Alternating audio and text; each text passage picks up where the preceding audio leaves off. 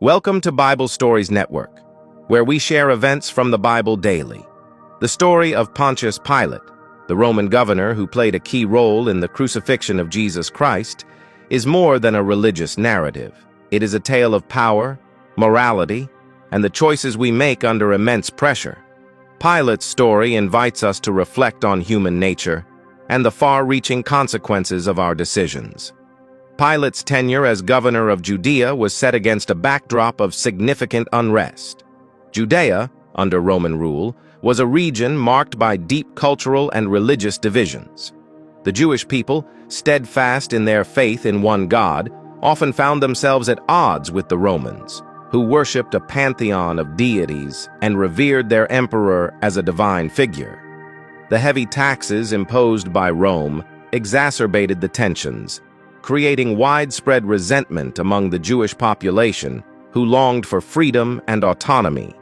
Pilate, appointed as the fifth governor of Judea, was tasked with maintaining order, collecting taxes, and ensuring loyalty to the Roman Empire.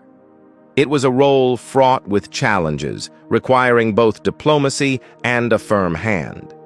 However, Pilate's leadership style often leaned toward severity, and his disregard for Jewish customs only deepened the divide between him and the local population. Early in his rule, Pilate caused outrage by introducing Roman standards bearing the emperor's image into Jerusalem. For the Jewish people, this act was a direct violation of their religious laws, which prohibited graven images. The protests that followed were intense and widespread, forcing Pilate to eventually remove the standards. While this concession averted immediate conflict, it underscored the difficulties Pilate would face in governing a region so deeply resistant to Roman rule. Another contentious episode during Pilate's governorship was his decision to use funds from the temple treasury to construct an aqueduct. While the project addressed a practical need for improved water access, the use of sacred money sparked outrage among the Jewish people, leading to demonstrations that Pilate suppressed with brutal force. These incidents painted a picture of a leader who struggled to navigate the delicate balance between authority and respect for the religious and cultural sensitivities of the people he governed. It was in this volatile environment that Pilate's most defining moment occurred: the trial of Jesus of Nazareth. When Jesus was brought before him, accused by the Jewish religious leaders of blasphemy and sedition, Pilate found himself at the center of a conflict that would test his conscience, his leadership, and his humanity. After questioning Jesus, Pilate found no evidence to support the charges against him. "I find no fault in this man," he declared, a statement that reflected his recognition of Jesus' innocence. However, the situation was anything but straightforward. The Jewish leaders and the gathered crowd demanded Jesus' crucifixion, accusing him of claiming to be the King of the Jews, a title that carried political implications under Roman rule. Pilate's position was precarious.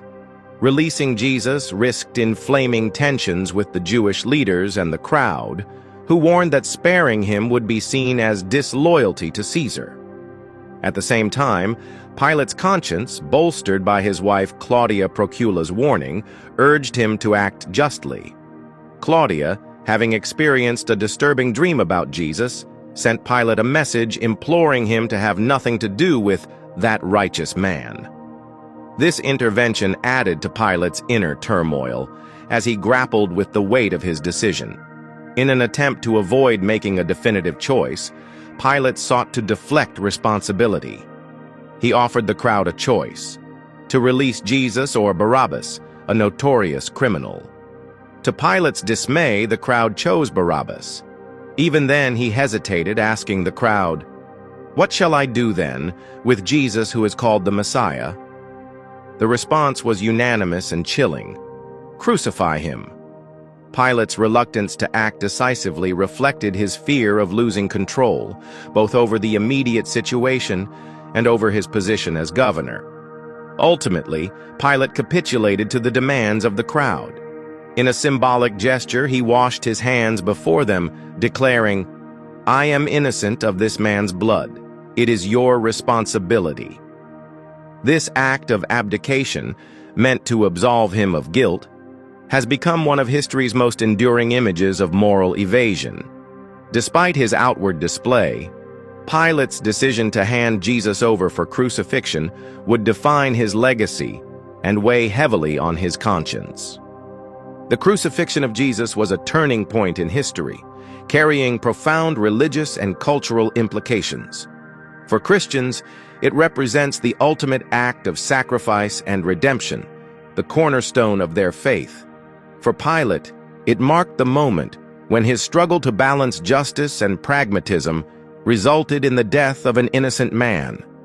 His role in this event has been the subject of scrutiny and debate for centuries, as scholars, theologians, and historians attempt to understand the complexities of his character and motivations. Pilate's story did not end with the crucifixion. His tenure as governor continued, but his actions remained controversial. Historical accounts suggest that Pilate's methods grew increasingly harsh in the face of ongoing unrest. One notable incident involved the massacre of Galileans offering sacrifices at the temple, an act of brutality that further alienated the Jewish population. Another account describes Pilate ordering the execution of Samaritans who were searching for sacred artifacts on Mount Gerizim. These acts of violence led to official complaints against Pilate, prompting his recall to Rome to face trial for his conduct. Pilate's recall marked the end of his political career.